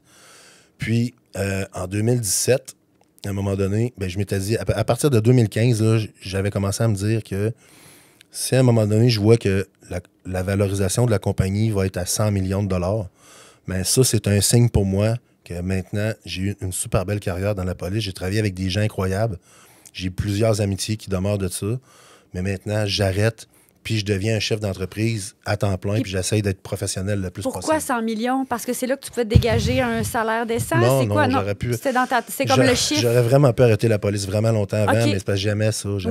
Oui. J'ai eu de la misère à arrêter, j'aimais ça. Mais c'était comme le 100 millions, c'était le chiffre? C'est ça? Tu te mets une barrière. Tu dis là, s'il arrive telle affaire, moi, je fais telle chose. Fait que moi, c'était comme symbolique. C'était comme... C'est comme là, quand ton entreprise vaut, mettons, 100 millions, ben là, c'est quelque chose de spécial. Fait que ça, c'est comme si la vie me parle. Parce que, tu sais, mettons, tu travailles fort, puis l'entreprise vaut 62. Tu sais, c'est une super réussite. Ben moi, je m'étais dit, si ça vaut 100, c'était comme quasiment impossible à atteindre dans ce temps-là pour moi. Fait que j'avais mis la barre très haute, puis ça a marché. Ça a marché. Fait que la journée que ça a marché, ben, j'étais allé voir mon commandant. Puis j'ai dit au commandant que j'aimerais ça m'en aller. Il a dit, t'en allais où? T'en allais quoi? Ben, j'ai demandé d'aller faire d'autres choses dans la vie. Puis là, il a dit, t'es sûr que ça va bien? Ça va très bien. Puis il a dit, ben, tu sais qu'on a accès au programme d'aide aux employés? Oui, mais ça va très bien. Il a dit, ben, si tu veux, on peut t'envoyer d'une autre section, d'une autre unité ou ailleurs, tu sais, pour une couple de mois, ça va te changer d'idée. J'ai dit, non, ça va très bien. J'ai eu un super beau 18, 19 ans, 20 ans ici, avec vous autres à la Police de Québec. J'ai adoré ça. Puis maintenant, j'ai décidé d'aller faire d'autres choses. J'ai décidé d'être un entrepreneur, chef d'entreprise à temps plein. Puis c'est ça que je t'allais faire. Mais c'est au courant que tu avais ça aussi Oui, parce en parallèle. qu'à tous les années, oui. la loi de police, à tous les années, fait que, je pense, de mémoire, c'est 15 avril ou 15 mai, mais c'est pas important. Là, au printemps, il faut que tu déclares tes autres sources de revenus puis tes actifs au service de police. Puis le bureau des normes professionnelles / affaires internes vérifie que tout est correct, puis vérifie de où provient ton argent, parle à ta banque, puis regarde que tout est correct. Puis il y a certaines activités qui ne sont pas autorisées. Tu peux pas avoir de bar avec des débits d'alcool. Tu peux pas avoir d'agence de sécurité. Tu peux pas avoir d'agence de huissier. C'est tout à fait normal. Ben oui. Mais tu peux avoir des placements en bourse ou tu peux avoir des placements dans l'immobilier. Ça, c'est autorisé dans la loi de police. Mais tu dois les déclarer au directeur une fois par année. Puis le bureau des normes professionnelles vérifie que tout est correct. Fait que moi, systématiquement, chaque année que ça a été fait, ça. OK. Fait que quand tu leur expliques que non, c'était terminé, là, t'as... Ben, ils ont dit, OK, quitté. mais je comprends. Fait que là, j'ai quitté, comme on dit, par la grande porte. Puis j'ai pris le temps de saluer tous mes collègues, que j'ai encore beaucoup d'amis là-dedans aujourd'hui. Puis à partir de 2017 jusqu'à aujourd'hui, qu'on est en 2025, bien là, la croissance a été fulgurante parce que là, à tous les jours de ma vie, je me suis occupé de faire grossir les entreprises puis d'organiser mes entreprises le plus professionnellement possible. Fait que, tu sais, c'est sûr que le fait d'avoir été policier puis le fait d'avoir travaillé à la Police de Québec pour les Nations unies m'a énormément aidé. Parce que moi, dans le fond, j'ai reproduit le modèle d'organisation d'un service de police. Parce que c'est quelque chose que je comprends bien. Fait que tu sais, tu as le directeur de police, il y a des directeurs adjoints. Chaque directeur adjoint, il y en a aux enquêtes services spécialisés, il y en a à la gendarmerie, il y en a à l'administration, il y en a à l'approvisionnement. Mais après ça, en dessous des directeurs adjoints, tu as des inspecteurs, puis en dessous des inspecteurs, tu as des capitaines, puis en dessous des capitaines, tu as des lieutenants, puis tu as des sergents, puis après ça, tu as des constables. Puis là, ils ont toutes leurs divisions, puis là, ils ont tous leur champ de responsabilité. Ah, mais tu sais, moi, je le connais par cœur, ce système-là. J'ai grandi là-dedans. Fait que j'ai reproduit ça. Fait que ça m'a énormément aidé à gérer la croissance. Parce que la Banque de développement du Canada est très claire. Hein? Les jeunes entrepreneurs ou les nouveaux entrepreneurs qui vont à des conférences de la Banque de développement du Canada qui leur expliquent comment faire, un des critères qui est ciblé par la Banque de développement du Canada, le critère le plus dangereux pour faire des faillites, c'est le fort taux de croissance. Oui. Donc, tu sais, souvent, là, mettons, tu as une bonne idée, tu pars en entreprise toute seule ou avec tes amis, puis là, ça se met à marcher. C'est pas cette journée-là que le party est là. C'est quand ça se met à marcher que tu rentres dans le danger et des problèmes. Puis c'est quand ça se met à marcher que tu as une forte demande, que là, il faut que tu livres la demande, mais en même temps, il faut que tu fasses attention à tes ratios d'endettement. Puis tu as des ressources humaines à intégrer dans l'entreprise, tu as des processus à mettre en place pour ne pas échapper des dossiers puis des choses comme ça. Fait que ça m'a énormément aidé. Puis le passage aux Nations unies, dans le fond, c'est que tu deviens un spécialiste de tout le temps gérer les situations de crise. Tu es dans un pays en guerre civile, je vais le dire, en guerre civile comme Port-au-Prince, puis Cap-Haïtien, puis Haïti. À tous les jours de ta vie, tu fais quoi? Tu gères quelque chose qui se peut pas. Tu gères quelque chose que les gens qui nous écoutent peuvent même pas savoir que ça existe, tellement que ça dégénère, là, tellement que toute la société est complètement mélangée. Fait que là, tu es tout le temps en train de gérer quelque chose qui n'a pas de bon sens. Puis tu es tout le temps en train de faire de quoi que tu n'as jamais vu avant puis que tu ne sais pas trop comment faire. Fait que tu développes une aptitude à gérer n'importe quel problème sans que ça vienne te chercher dans ta zone de confort. Puis ça, c'est sûr et certain. On est rendu à 200 employés chez Trudel présentement. On va être 300, 350 d'ici quelques années. Mais on a 11 policiers et policières retraités qui ont travaillé avec moi, soit à Québec ou soit dans d'autres services de police ou même en mission, qui travaillent à des positions stratégiques dans l'entreprise. Mais ça, c'est incroyable comment ça m'a aidé à garder le contrôle de notre croissance. Assurément. Assurément. Puis, y a-tu un moment, tu parles de gestion de crise constamment, à quel point tu deviens expert là-dedans, y a-tu un moment où tu as eu peur? Tu parlais de croissance rapide, puis à quel point, justement, le jour où tu as embarqué les pieds joints dans l'entreprise avec ton frère, ça a été exponentiel. Y a-tu un moment où tu as eu peur, où tu t'es dit « Hey! » où tu as eu un vertige, où tu as craint, justement, une trop grande croissance rapide? Je prends quelques minutes pour vous rappeler que le balado Histoire d'entrepreneur est présenté par Marc-Antoine Reed, planificateur financier. Marc-Antoine Reed aussi, qui est un homme engagé dans sa communauté à travers plusieurs causes, travaille régulièrement de près avec des entrepreneurs, des professionnels aussi qui veulent s'incorporer. Question d'atteindre leurs objectifs financiers. Vous visez l'indépendance financière, eh bien, Marc-Antoine Reed, planificateur financier, va vous aider à les atteindre, ces différents ces objectifs-là. Travaille avec vos autres experts, que ce soit des comptables, des fiscalistes, vraiment pour s'assurer d'atteindre ce que vous souhaitez. Il est planificateur financier. Faites-lui confiance. Il s'appelle Marc-Antoine Reed. Oui, il y en a eu quelques-uns. Je te dirais qu'un des moments marquants là, que je vais toujours me rappeler, c'est que en décembre 2019, donc, un an après être parti... mettons, 1 an et demi, 2 ans après être parti de la police, oui. mais quelques semaines avant la pandémie. Mais oui. on a procédé à une des plus grosses transactions encore à ce jour qui a été faite dans la région de Québec. Puis Trudel, on a acheté le portfolio, le portefeuille immobilier de First Capital Realty, qui était une grosse compagnie cotée à la Bourse de Toronto. Donc, First Capital, c'est des parties de tous ces immeubles en même temps à Québec. Donc, Place des Quatre-Bourgeois, Galerie Charlebourg, Carrefour Saint-David, Carrefour Soumande, Promenade Lévis. Ça a été une transaction de 165 millions de dollars qui a été faite le même jour. Puis ça, c'est juste avant le congé de Noël de 2019. On part au congé de Noël, on revient. J'ai même pas reçu encore la taxe de bienvenue de plusieurs millions de dollars parce que, oui, il y a une taxe de bienvenue de plusieurs millions de dollars sur les grosses transactions comme ça. J'ai même pas reçu ça encore. Toute ferme. Et là, je vais vous le dire, là, j'étais chez nous le soir, puis j'écoutais François Legault, puis le docteur Arruda parlait à la TV, là, puis là, je me disais, bon, c'est juste pour 2 semaines. Ouais, cette journée-là, c'est juste pour 2 semaines. J'espère qu'il n'y a pas beaucoup de gens qui vont mourir de ça, parce qu'on ne savait pas encore c'était quoi cette histoire-là, tu sais. Puis 2, comment je vais faire? Puis là, on rentre au bureau le lendemain, puis les membres de mon équipe exécutive, là, puis là, on se regarde, puis tout le monde me regarde, parce que moi, j'étais assis au bout de la table, puis lui qu'il faut savoir quoi faire dans une situation de même, c'est qui? C'est le président puis le chef de la direction. Quand ça va bien d'une compagnie, c'est parce que tu as une super bonne équipe qui travaille bien. Puis quand ça va mal, c'est sûr, c'est de ta faute à toi, tu es le grand boss. Puis je vis bien avec ce concept-là. Mais là, OK, what's next? On fait quoi, tu sais? Puis là, j'ai posé la question à Simon Métivier aux finances. On peut durer combien de temps comme ça si le monde ne nous paye pas, là? 3-4 mois. Fait que là, tu sais, mettons, toutes les économies de toute ma vie, ça va juste faire 3 mois, ça. Fait que là, dans le premier 5 minutes, première chose qu'il faut que je prenne comme décision, qu'est-ce qu'on fait avec nos employés? À ce moment-là, on doit être à peu près 75 employés. Dans ces centres commerciaux-là? Dans Trudel. Ah, chez Trudel. OK, parfait. Oui. Au total. Oui. Qu'est-ce qu'on fait avec nos employés? Ben, la première décision que moi j'ai prise bien avant qu'on sache qu'il y avait des subventions salariales, puis les employés qui étaient là m'en parlent encore de ça, je me suis dit, ben, tant qu'à être obligé de fermer la compagnie et me faire faillite dans 4 mois, ben, je la fermerai dans 2 mois et demi, mais au moins, on va garder nos employés jusqu'au bout. Fait qu'on met pas personne à pied, entre guillemets, en bon français, on slack pas personne, on continue, puis on demande à notre monde de nous donner un coup de main pour passer au travers, t'sais. La deuxième affaire qu'on a faite, c'est mon frère qui a pensé à ça, c'est que tu avais des banques alimentaires comme l'Aube-Rivière qui disaient, là, toute ferme, là, moi, je manque de nourriture. Puis là, nous autres, dans notre parc immobilier, on avait, mettons, une 40aine de restaurants comme locataires, restaurateurs. Bien là, on a pris nos employés qu'on avait gardés sur le payroll. On a pris nos employés en disant, là, on va voir tous nos restaurateurs, puis le périssable, au lieu d'acheter ça dans 3-4 jours, on prend les camions de Trudel, on ramasse tout le périssable, puis on va le porter à l'Aube-Rivière. Tu sais, moi, j'ai réagi comme chef d'entreprise en me disant, de toute façon, ça se peut que je fasse faillite, puis que c'est moi qui vais aller manger à l'Aube-Rivière. Fait que je suis aussi bien de leur donner un coup de main tout de suite parce que ça s'enligne d'une couple de mois que c'est moi qui vais en avoir besoin. C'est de même que je l'ai réfléchi. Pensez de même. Oui. OK. Oui.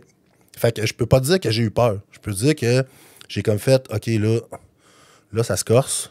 Puis là, dans les situations compliquées que j'ai eu à gérer dans ma vie, là, celle-là n'était pas dans mon écran radar.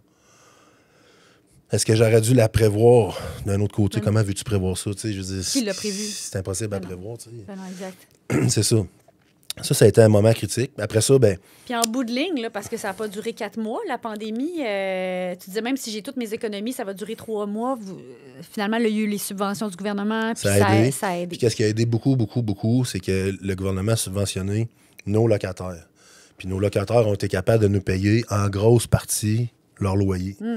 Puis à ce moment-là, on avait 404 locataires chez Trudel. Puis on a signé 403 ententes de bonne foi et de gré à gré. Pas de litige, pas de chicane. Il y en a une place que je nommerai pas, qui n'ont pas voulu s'entendre avec nous autres de gré à gré, de bonne foi. Puis c'est des personnes beaucoup plus riches que moi. Okay? 1 sur 404. 1 sur 404, et c'est des gens immensément plus riches que moi. Immensément, OK? Fait que je vais arrêter ça là. Mais 404 ententes de gré à gré de bonne foi avec nos locataires. Puis dès le départ, moi, j'ai demandé à Charles Lavoie, chef du contentieux, de dire, regarde, Charles, puis les avocats au bureau, moi, je ne veux pas de litige, je ne veux pas de chicane. On s'entend avec notre monde. S'il y en a qui ont besoin de 2-3 mois, on leur donne. Ceux qui sont capables de nous payer plus vite, on l'apprécie, on va le prendre. Puis let's go, on traverse la crise. Puis on est ressorti de là, je pense, plus fort que jamais. Puis on est ressorti de là avec une relation encore plus étroite avec nos locataires. Puis c'est très important pour nous autres. Puis ça nous a permis de positionner l'entreprise aujourd'hui parce que, malheureusement, il y en a qui n'ont pas passé au travers. Puis tu as eu des faillites de grands groupes dans l'immobilier, pas nécessairement à cause de la pandémie, mais ça n'a pas aidé.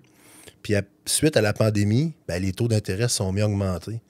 Puis nous autres, dans l'immobilier commercial, à grand volume comme ça, c'est une business d'hypothèque commerciale.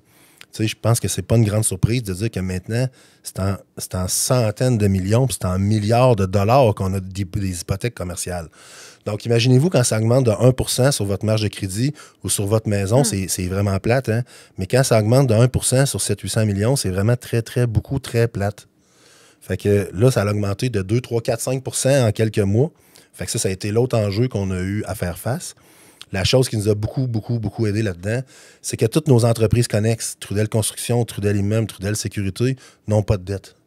Puis n'ont jamais eu de dette parce que j'ai tout le temps réinvesti de l'argent dans les compagnies, n'en prendre moins pour moi, mais réinvestir dans les compagnies pour les solidifier. Ça nous a beaucoup, beaucoup aidé par rapport au taux d'intérêt. Fait que ça a fait qu'il y a des grandes entreprises qui se sont enfargées. Cash flow, c'est-tu vraiment d'avoir des sous disponibles? C'est-tu de oui, ça dont tu parles? Puis c'est que oui, c'est ça, mais si ces entreprises-là n'ont pas de dette, ne sont pas affectées par la hausse des taux d'intérêt, j'ai pas de dette à payer dedans. Ouais. Fait qu'on a de la dette à payer dans Trudel Alliance, dans Trudel Innovation, parce qu'il y a des immeubles là-dedans, puis on a de la dette à payer sur les immeubles. Mais on perçoit un loyer qui vient payer cette dette-là, les taxes scolaires, les taxes municipales, les frais d'entretien, puis après ça, il reste quelques pourcentages de profit.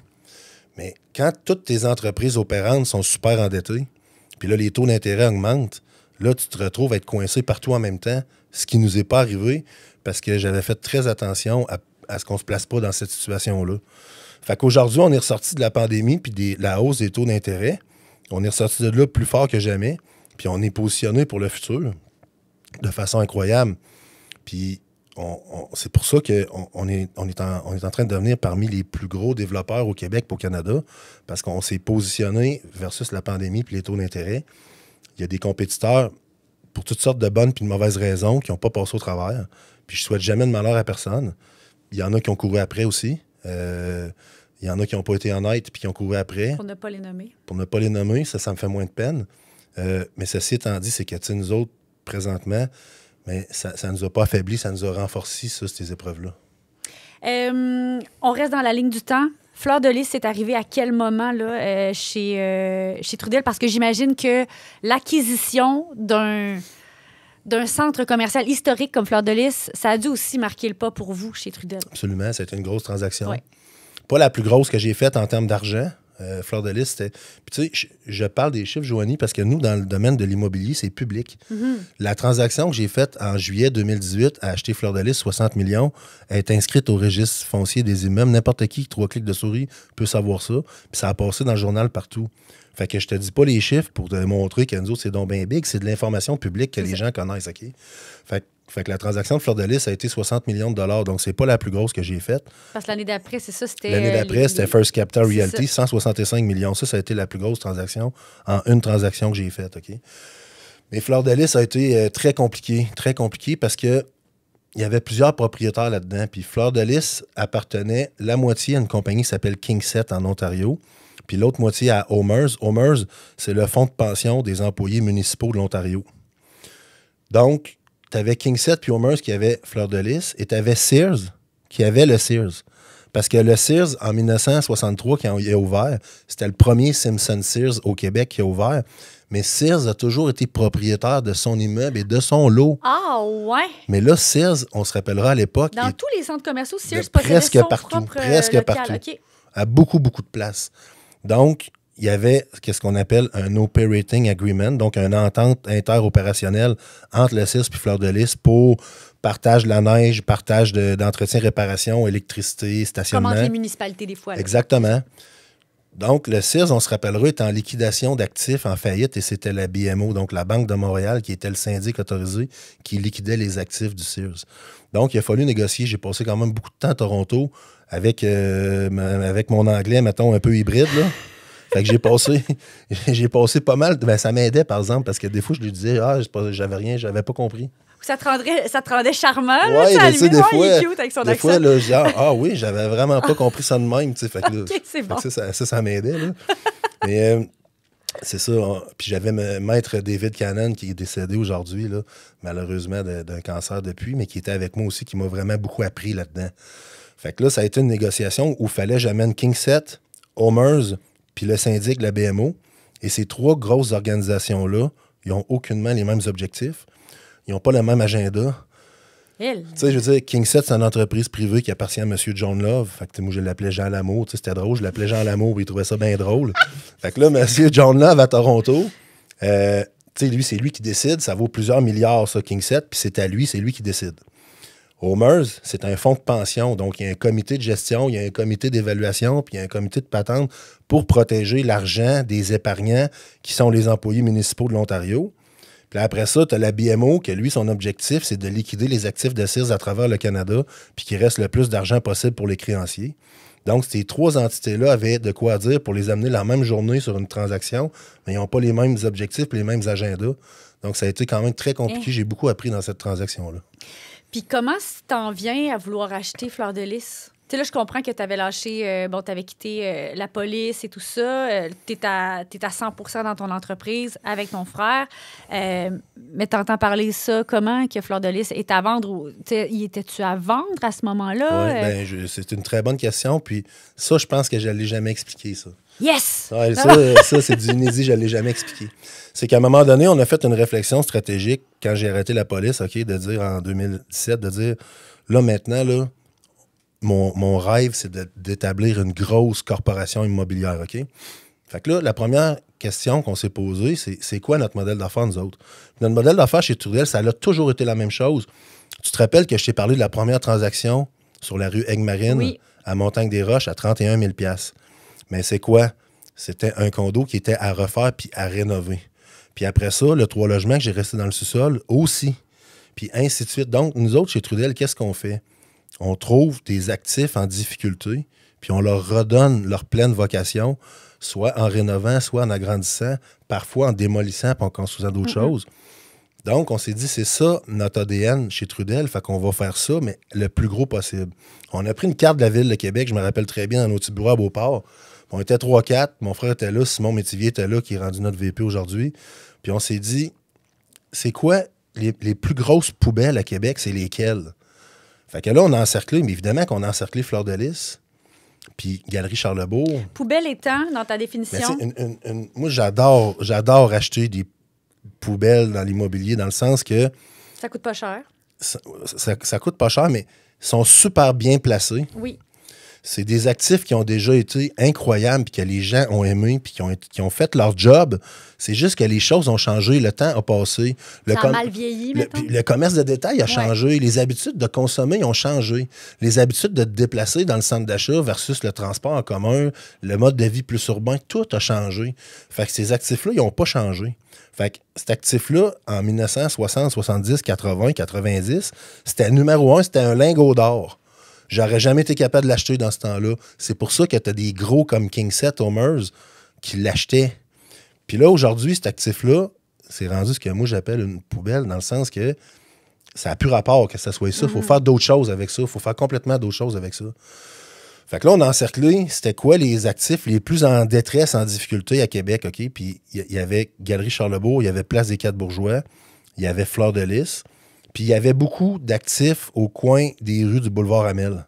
Okay. Donc, il y avait, exemple, tous les terrains industriels où il y avait le Beauville, la crème glacée, au coin de Amel Robert Bourassa. Oui. Ben là, aujourd'hui, tu as vu qu'on a fait un immeuble flambant neuf, là, qu'il y a un Starbucks, il y a un McDo. Bon. Fait que là, on a encerclé ça sur une carte.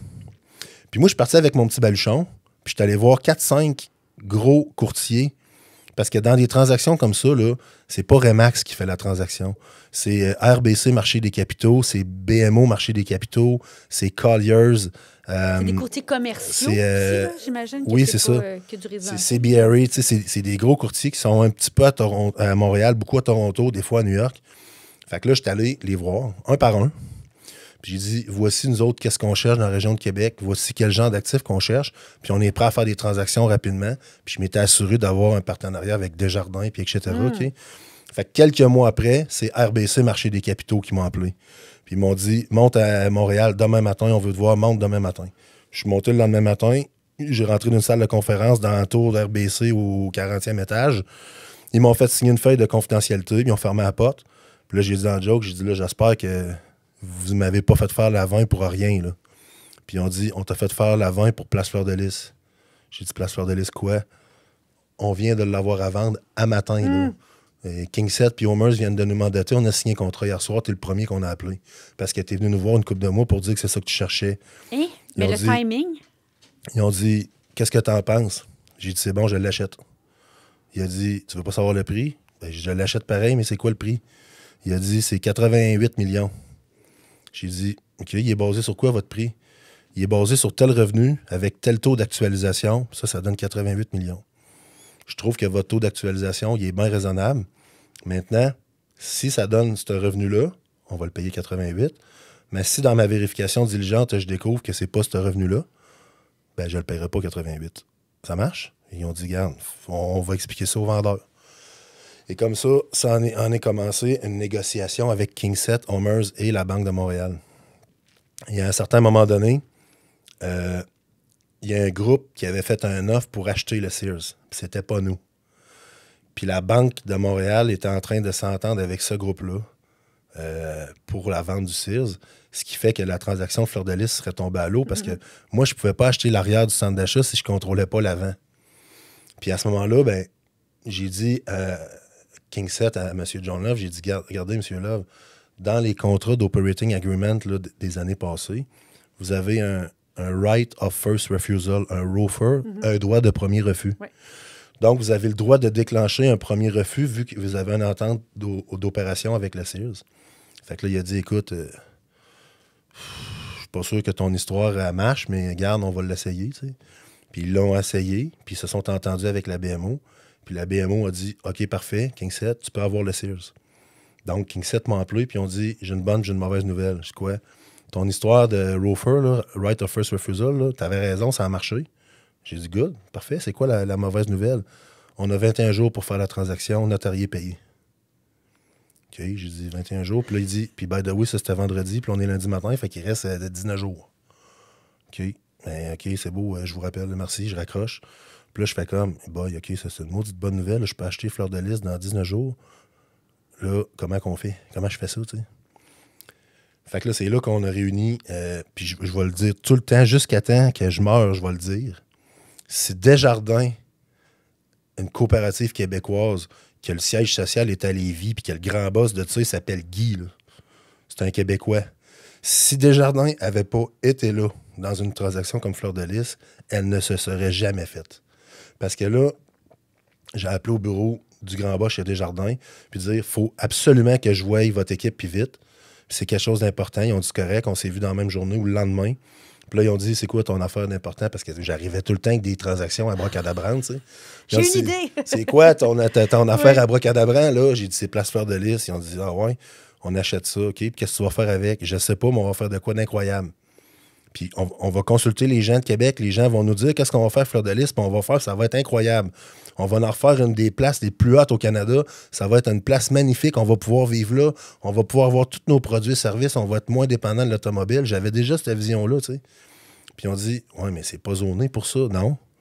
Ouais, mais tout ce que tu me dis là, il n'y a rien qui marche. Il n'y a aucune loi qui marche dans ton histoire. Il n'y a rien qui est fait pour ça. Non, c'est pas grave, ça. On va tout faire changer ça. Vous allez voir, là, donnez-moi un peu de temps. Là, il faut qu'on achète Fleur de Lys, puis on a 19 jours. Faire un due diligence, donc faire une vérification diligente sur une grosse propriété puis une grosse transaction comme ça prend beaucoup plus que 19 jours en temps normal. Là, ça, c'est mon passé aux Nations Unies qui est revenu. Là, on rouvre un poste de commandement dans nos bureaux de Beauport. des petits lits de camp pour coucher dans la salle de conférence. On fait mettre des tours à lumière puis des génératrices d'un stationnement de Fleur-de-Lys pour que les ingénieurs sondent le terrain la nuit. Puis là, ça ne s'arrête pas. Puis j'ai demandé à Desjardins d'intégrer dans l'équipe de vérification diligente 2 personnes de Desjardins pour qu'ils puissent avoir l'information en temps réel. Parce que assurément, on n'aura pas le temps dans 19 jours d'avoir tous les rapports de tout le monde qui dit que c'est correct.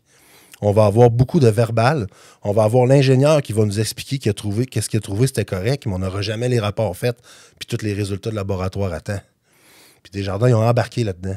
Puis on a réussi à faire la transaction dans le 21 jours 24 prévu. heures sur 24? 24 heures sur 24, puis ça a passé la veille au conseil d'administration, à la fédération à Lévis.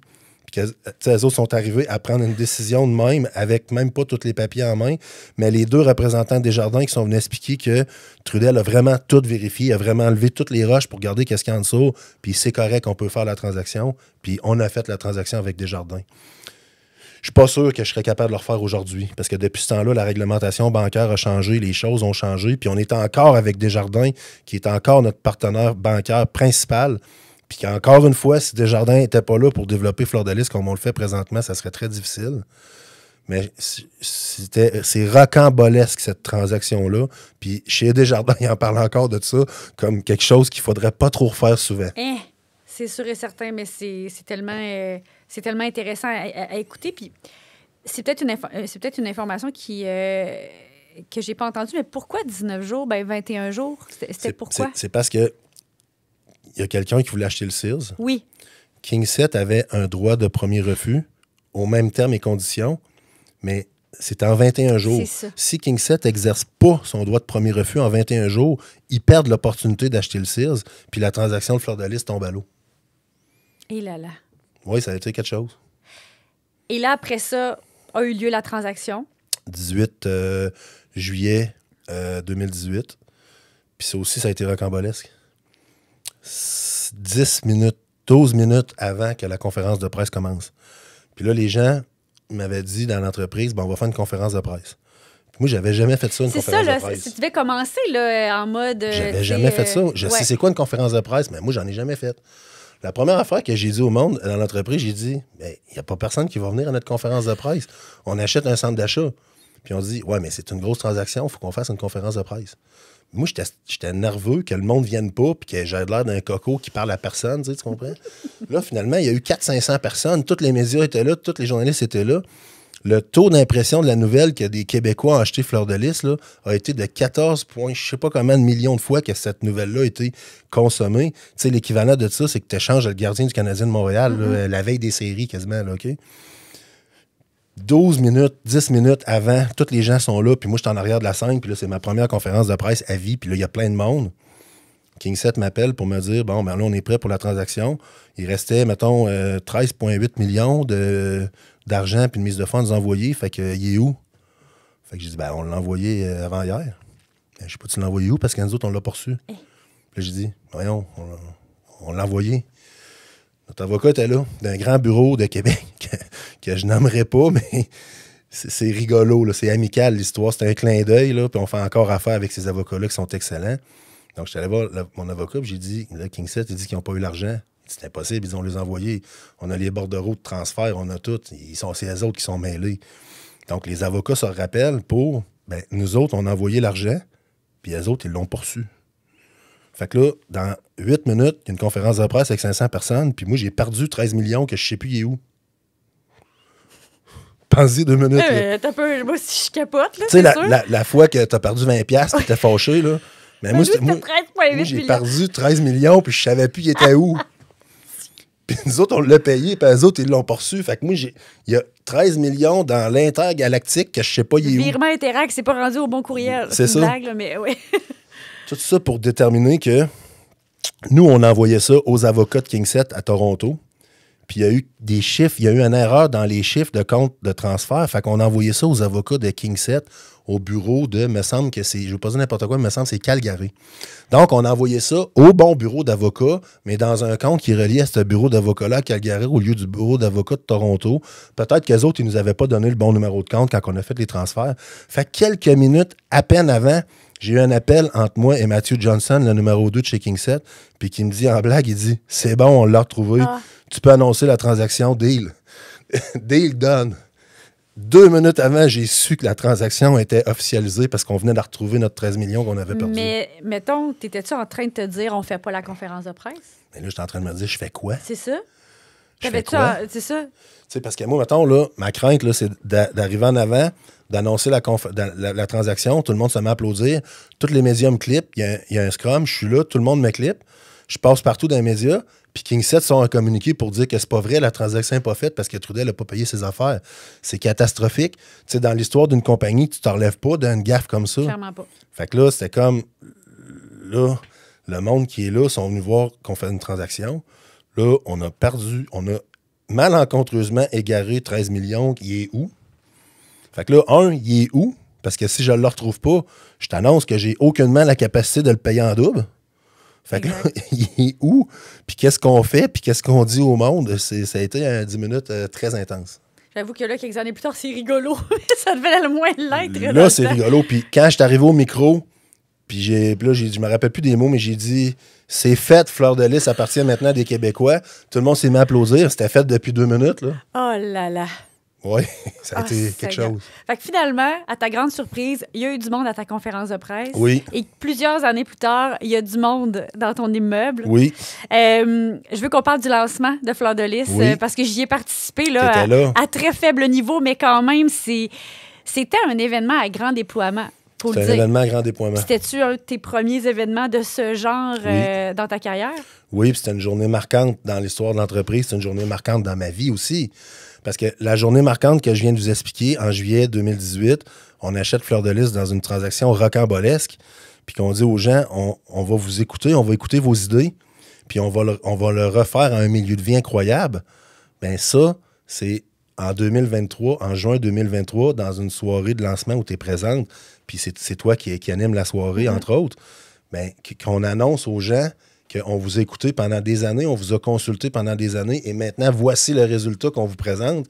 Pour moi, c'est un grand accomplissement. Puis, il y a 2 façons de le voir. Tu sais, dans des moments comme ça, là, cette soirée-là, je l'ai appréciée, mais j'ai pas été capable de pleinement la savourer. Bien, j'imagine. Parce que maintenant, tu as présenté à tout le monde, ça va être quoi, Fleur de Lys? Là, il y a la ville de Québec au complet qui a vu c'était quoi, Fleur de Lys, puis qui applaudit. Mais tu n'as plus aucun autre choix. Maintenant, tu es condamné à la réussite. Il faut que tu le fasses jusqu'au bout. Il faut que ça marche. Tu n'as plus de place à l'erreur. As-tu eu peur, au même titre que ta conférence de presse, de ne pas vendre tes unités? Non. Non? Non. Non. J'ai pas eu peur. J'ai pas eu peur que, tu sais, comme là, la location résidentielle, présentement, à Fleur de Lys va super, très, louer vraiment ou bien. Vendre, là, ouais, c'est ouais, ça. Louer, là, c'est ça, mais la location résidentielle va vraiment beaucoup très bien. Les gens adorent le produit. On a développé un super rapport qualité-prix. Tu habites directement sur ton centre d'achat, tu as accès à tous tes produits et services, tu es super bien placé dans la région de Québec. L'immeuble est de qualité supérieure, le prix est correct aussi, tu sais. Fait que ça se loue très bien. Ça n'a pas été un doute dans ma tête, ça. Non, ça n'a pas été un doute que les gens apprécieraient qu'est-ce qu'on va développer. Mais tu sais, maintenant, lorsqu'on fait le lancement et qu'on présente le projet aux gens, mais c'est que moi, je vois les millions d'obstacles qu'il y a à résoudre pour en arriver à ce produit final-là, que là, présentement, on est en train de le faire maintenant. Fait que j'ai pas pleinement profité de la soirée parce que je savoure la soirée où on dit aux gens, voici, après toutes ces années-là qu'on a acheté Fleur de Lys, voici qu'est-ce que vous nous avez dit que vous voulez, puis on va le faire. Mais en même temps, le chef d'entreprise, puis le président, puis le chef de la direction en moi, il est en train de comprendre que les prochaines années, moi, j'aurai pas de vie, là. J'aurai pas de vie personnelle, j'aurai pas de vie, tu sais, pas de temps. Ça va être 7 jours sur 7, puis ça va être 12, 14, 15, 18 heures par jour pour livrer qu'est-ce qu'on est en train de présenter aux gens. Fait que je suis content d'être rendu à faire le projet, mais j'identifie à ce moment-là tous les obstacles devant moi. Fait que c'est comme des soirées pour moi qui sont difficiles. Douce amère. Oui, c'est difficile pour moi de pleinement vivre le moment présent puis d'être rempli de bonheur, tu sais, parce que c'est une lourde tâche sur mes épaules, ça, de mener l'organisation à faire le bon résultat. Puis tu parlais justement de ta vie personnelle, que ça allait être rough, que tu allais travailler beaucoup. Est-ce que ça a été ça? Oui. Ça l'est encore. Ben oui, c'est sûr que c'est un enjeu, ça. C'est tout le temps un enjeu, tu sais. Puis c'est tout le temps d'essayer de balancer le moins pire possible là, entre tes intérêts personnels, familiales, les intérêts de l'entreprise, tu sais. Puis c'est très demandant ce que je fais maintenant. Puis je m'en plains pas. J'aime ça. J'ai voulu cette vie-là, j'ai rêvé cette vie-là, puis je me l'ai inventé de A à Z. L'entreprise ne m'a pas tombé sur la tête que j'étais obligé de m'organiser avec. Je me suis inventé cette vie-là, OK? Mais c'est sûr qu'il y a des enjeux, tu sais, juste avant d'entrer en ondes ensemble, on en parlait, tu sais, que là, le monde essaye, tu sais, je veux dire, puis je comprends, là, parce que ça devient un peu spectaculaire, tu sais, les gens veulent savoir, j'ai-tu une conjointe, c'est qui ma conjointe, avec qui je t'amie, quel genre de voiture que je conduis, puis je vais-tu en vacances, c'est où que je vais en vacances, puis si je mange au restaurant, ben on peut plus prendre n'importe quelle table parce que les gens à côté de moi essayent d'entendre qu'est-ce que je suis en train de parler parce que peut-être que ça va sortir dans les médias. Puis je me plains pas de ça. D'un certain sens, je suis chanceux comme entrepreneur que le public aime la compagnie puis que les gens arrêtent pas de me dire qu'on fait une bonne job puis que les gens sont contents. Mais tu sais, ça vient avec une responsabilité, ça vient avec un fardeau aussi. Puis le prix de faire ce que je fais, c'est très facile qu'il se répercute dans la vie personnelle. Puis, il faut que tu fasses attention à ta santé le plus possible. Mais tu sais, le stress, qui est un facteur clairement de toutes sortes de maladies, mais moi, il est présent tous les jours. Tu sais. Ma job, moi, c'est de gérer le stress de 200 personnes dans l'entreprise pour qu'on réussisse à faire un résultat qui a de l'allure. Fait que c'est certain qu'il y a un impact clair sur la vie privée puis la vie personnelle de qu'est-ce que je fais. On a eu, dans les dernières années, tu le sais, Joanie, malheureusement, une personne qui est allée trop loin, qui était comme tombée en amour avec moi, que je ne connais pas, cette dame-là. C'est comme aller trop loin pendant des années de temps. Ça s'est répertorié sur ma fille. Il a fallu mettre des mesures de protection en place. Ça a été jusqu'à la police, les tribunaux, la prison. Tu sais, quand j'ai rêvé de fonder une grosse entreprise, là, j'avais pas compris qu'il y a tout ça qui venait avec. Quand c'est rendu que c'est comme tu dis que ça vient toucher, par exemple, ta fille, est-ce que tu dis... Tu sais, Ouais. non pas regrettes-tu de faire ça parce que, comme tu dis, tu l'as rêvé, cette vie-là, mais qu'est-ce qui te passe par la tête quand il y a ça qui se passe? Ben, quand ça va trop loin comme ça, à un moment donné, je pense qu'il faut pas hésiter non plus à faire confiance à la police et au système de justice. Heureusement, ça arrive pas souvent que ça va trop loin comme ça.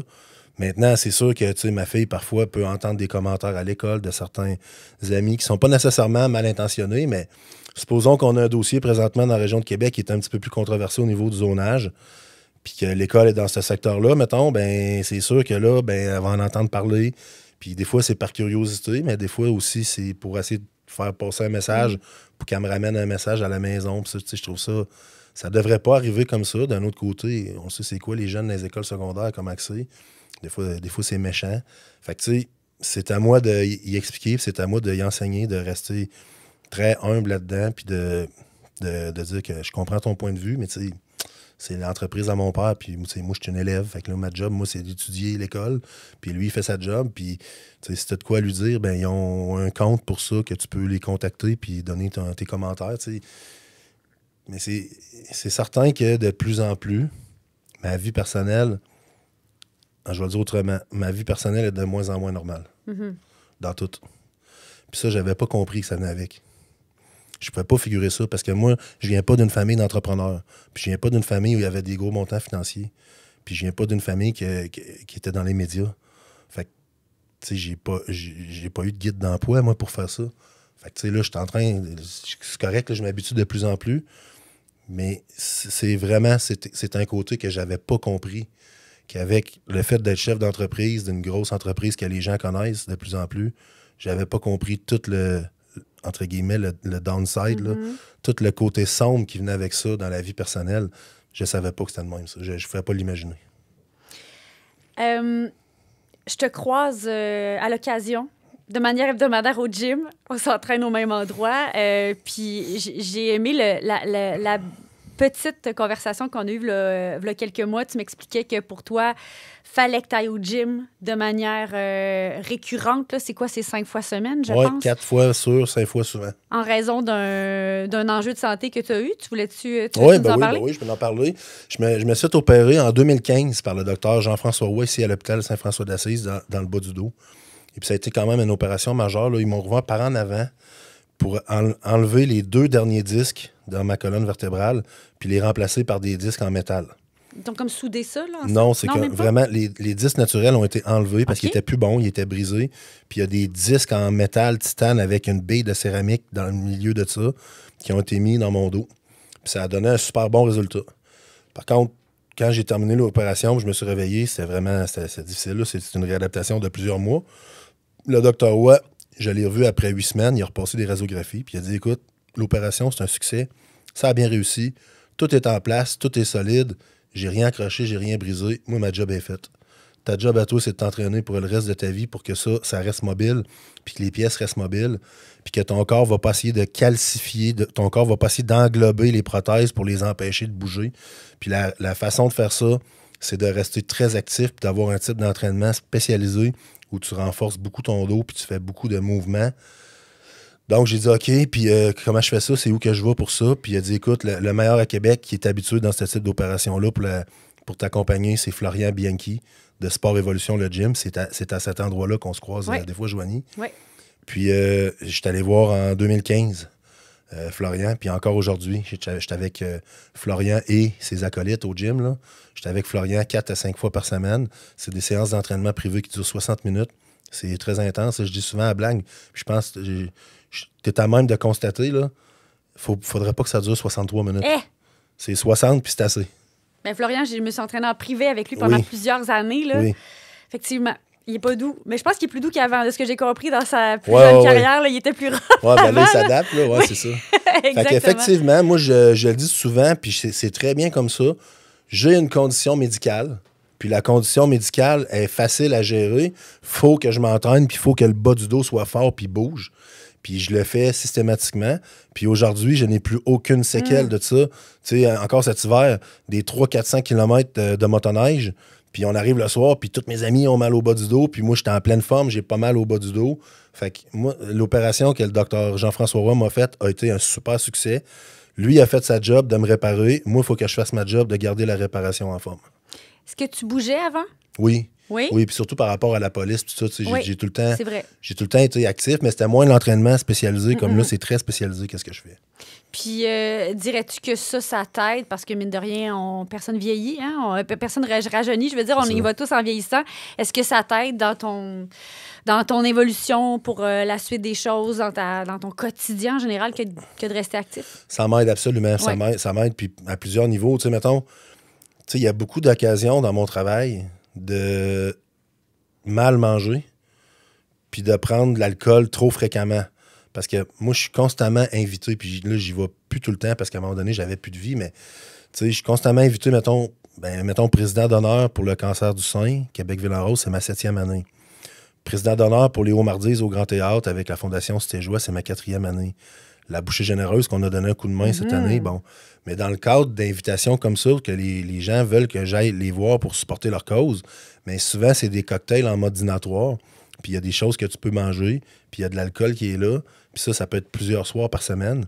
Fait que, tu sais, il y a tout le temps quelque chose qui fait que c'est facile dans cette vie-là de tomber dans des pièges. Puis c'est facile aussi parce que financièrement, il n'y a rien qui va m'arrêter. Ça va jamais arriver que je vais arriver au bout de mon budget de manger. Tu sais, ça va jamais arriver que je vais arriver au bout de mon budget de prendre du vin, mettons, si je décide de prendre du vin. Fait qu'il faut que tu t'arrêtes autrement, il faut que tu te gères autrement. Puis le fait d'avoir le lendemain matin à 9h un entraînement avec Florian, ben je te garantis que si tu te couches trop tard puis t'as pris un peu trop de rouleaux impériaux dans ton cocktail... Il s'en sac, lui. Lui, ça ne dérangera pas, ça va recommencer de 9 à 10, puis ça n'arrêtera pas. Fait que ça m'aide, ça. Ça m'aide beaucoup à, je dirais pas avoir un mode de vie parfaitement équilibré, mais ça m'aide à pas avoir un mode de vie déséquilibré. À quoi ressemble ton quotidien? Tu te lèves à quelle heure? Tu te couches à quelle heure? Sens-tu qu'au moins au niveau, mettons, du sommeil, même si tu travailles beaucoup, est-ce que tu sens que tu surfes bien sur la vague. Le sommeil, ça a tout le temps été difficile. Ouais. Ça a tout le temps été difficile pour moi, surtout depuis que je suis allé en mission. Tu sais, en mission en Haïti et à l'étranger, ben, c'est un comportement qui a été appris, ça, de ne pas avoir un sommeil trop profond. Oui. Parce qu'il peut arriver n'importe quoi, puis il est arrivé des choses la nuit, là, puis faut pas que tu dormes comme s'il n'y a pas de lendemain, puis que ça devient un danger. OK? Que tu sois vigilant, tout le temps, Tu sois hyper vigilant. comme un peu entre les deux. Fait que, tu sais, ça, c'est quelque chose qui est plus difficile pour moi. Tu sais, je dors pareil, là, mais c'est pas des super sommeils réparateurs. Fait que, tu sais, je me lève quand même tôt. Là. Je me lève à 5h, 5h30 du matin. Normalement, en me levant, je vais faire le tour des médias. Je vais consulter les médias, à savoir autant ici, Toronto, New York, c'est quoi qui se passe, CNN, BBC, c'est quoi qui se passe. La journée, elle va ressembler à quoi? C'est quoi les impacts présentement? Je vais regarder les taux d'intérêt s'ils ont bougé. Je vais regarder le CMB 5 ans, le Canadian Market Bond 5 ans, le 10 ans. Je vais regarder des trucs comme ça. Après ça, je vais regarder ma journée. Donc, ma journée, tout, moi, est marqué dans un horaire. Puis, j'ai des gens au bureau, entre autres, c'est mes proches collaborateurs, ils le savent, là. Solène, que tu connais aussi, Oui. Solène, qui s'entraîne chez Ben Florian. oui, je m'entraîne avec elle aussi, c'est drôle. Solène Delorde, qui est mon adjointe depuis de nombreuses années, mais Solène, elle gère toutes les sphères de ma vie de A à Z, puis il n'y a rien qui est fait, il n'y a rien qui est placé à l'horaire sans que ça passe par Solène, OK? Fait que tout va être calculé, les temps de déplacement vont être calculés. Tu sais, comme pour aujourd'hui, ben, tu sais, c'était marqué que, ben là, ça va être télédiffusé, tu sais, je veux dire, il y a de l'image. Donc, je m'habille d'une façon différente que si j'avais une journée juste au bureau, que je me mets plus en uniforme Trudel, etc. Donc, tout est marqué dans mon horaire. Fait que je vais consulter mon horaire. Après ça, je vais regarder s'il y a des emails dans la soirée qui sont rentrés. Mais après ça, ben, souvent, je vais me diriger vers le gym à Florian. Je vais faire mon entraînement plus tôt le matin. Puis après ça, ben, soit que je vais au bureau. De plus en plus, j'ai des déplacements à faire à Toronto. Des fois, je vais à Montréal. Des fois, je reste plus dans la région pendant une couple de jours. Ça dépend après ça, c'est quoi. Puis ça va aller jusque dans le début de la soirée. Ça va aller facilement jusqu'à vers 7h, 7h30, 8h le soir. Puis après ça, ben, soit que je retourne chez nous ou soit que j'ai une activité publique à faire. Si j'ai une activité publique à faire, je le fais. Ben, à ce moment-là, ben, il y a quelqu'un qui m'accompagne, parce que je deviens fatigué à un moment donné. Puis fait qu'il y a quelqu'un qui m'accompagne puis qui s'occupe de mes déplacements, puis etc. pour que moi, j'aie juste ma présence puis me concentrer sur qu'est-ce qu'il faut que je fasse avec les gens. Puis après ça, ben, je vais me rediriger vers la maison.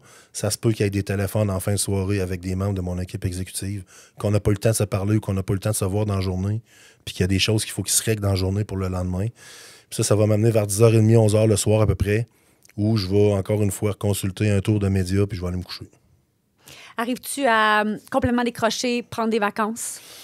Oui, ce que je fais, c'est que je prends un petit peu plus souvent des vacances. T'sais, mettons, je vais travailler des 3-4 mois, pas de vacances.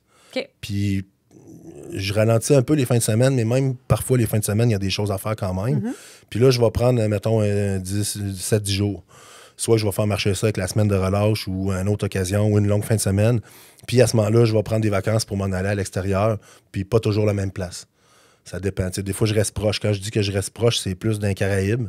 J'aime beaucoup faire de la plongée sous-marine. Ma fille aussi, rendue maintenant, qui a fait de la plongée sous-marine avec moi. Fait que, quand je dis que je reste proche, c'est plus Caraïbes, mettons. Puis si j'ai le temps d'aller plus loin, ben là, ça peut être n'importe où. Là. Dans le temps des fêtes, j'ai fait pratiquement le tour du monde. T'es parti combien de temps? 4-5 semaines, à peu près. Parce que là, c'est ça, j'avais entendu que t'étais allé à Bali, que t'étais allé un peu... Ouais, dans le temps des fêtes, j'étais allé à Los Angeles, aux îles Fidji, en Australie, en Indonésie, au Moyen-Orient, puis je suis revenu. Mais t'as bougé beaucoup, là. Ouais, j'ai bougé à chaque 5-6-7 jours. Okay. J'ai bougé à chaque 5-6-7 jours. Ouais, mais t'en profitais aussi de ce que j'ai compris pour observer. Puis il y avait quand même un peu de terrain là, qui se faisait là, du travail un petit peu à travers. Comme à Sydney, en Australie, avec les gens de chez Walker Corporation, qui est une compagnie qui nous ressemble beaucoup en Australie, qu'on est devenus amis avec eux autres au fil du temps.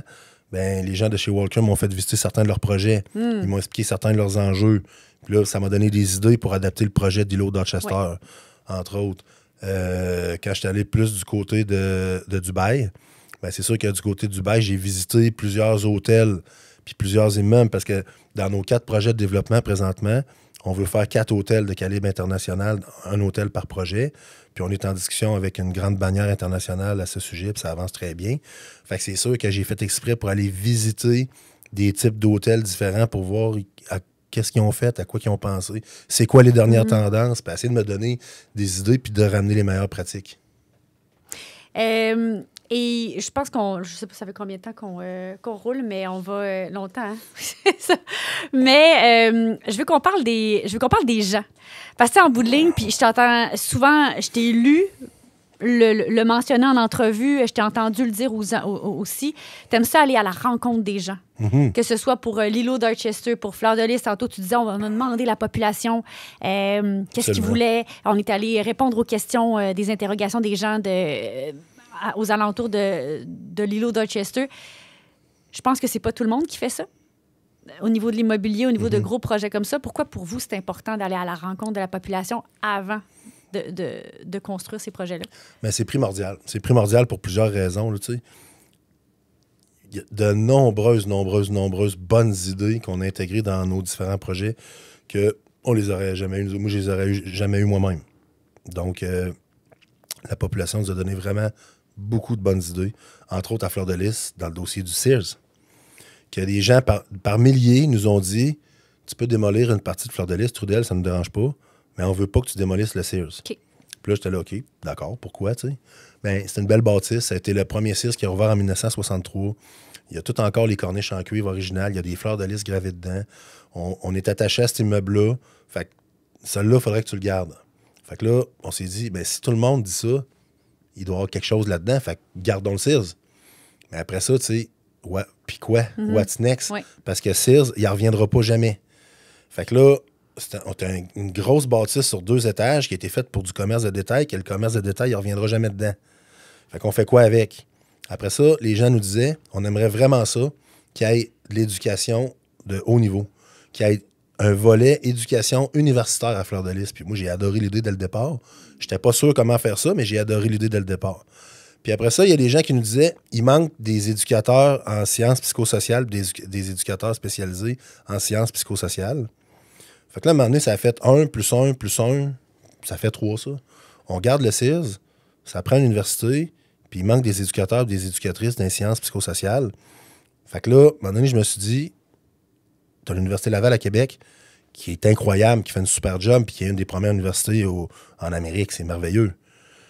Mais tu as l'UQAR, qui a rouvert un campus à Lévis. Donc, si l'UQAR a rouvert un campus à Lévis, c'est quoi la logique pour Québec qui est sur la rive nord? Ben, c'est l'UQTR. Mm-hmm. C'est la même dynamique que l'UQAR qui rouvre à Lévis, que l'UQTR qui rouvre à Québec.